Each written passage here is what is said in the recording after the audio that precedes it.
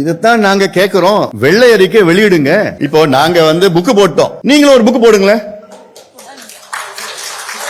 இல்ல நாங்க போட்டோம்ல, இது கவுண்டர் பண்ணி நீங்க புக் போடுங்க. நீங்க என்ன பண்ணிருக்கீங்க? நாங்க புக் கூட வேண்டாம், உங்க சோசியல் மீடியாவில் போடுங்க, இல்லாட்டி உங்களுடைய வெப்சைட்ல போடுங்க, தொழில் வெப்சைட்ல போடுங்க. இவ்வளவு பேர் வந்தாங்க, இவ்வளவு பேர் கையெழுத்து போட்டோம், இவ்வளவு முதலீடு நடந்திருக்குது, எங்க நடந்திருக்குது, எவ்வளவு பேருக்கு வேலை நடந்து. சாதாரண விஷயம் தான் இது ராக்கெட் சயின்ஸ் கிடையாது. மத்திய அரசு சொல்லட்டோங்க, நாங்க கேட்கிற கேள்விக்கு பதில் சொல்லுங்க. சொல்லிட்டோங்க, அதுக்கு எனக்கு என்னங்க? அதுக்கு அதனால எனக்கு என்னங்க? சொல்லிட்டு போட்டோங்க. இது கவுண்டர் பண்ணுங்க. நாங்க வெள்ளை அறிக்கை கேட்கிறோம். வெள்ளை அறிக்கை கொடுக்கறதுக்கு உங்களுக்கு என்ன பிரச்சனை? ஏன் கொடுக்க மாட்டீங்க? ஏன் பயப்படுறீங்க? என்ன பயம்? பொய் வெளியில வந்துரும் பயமா?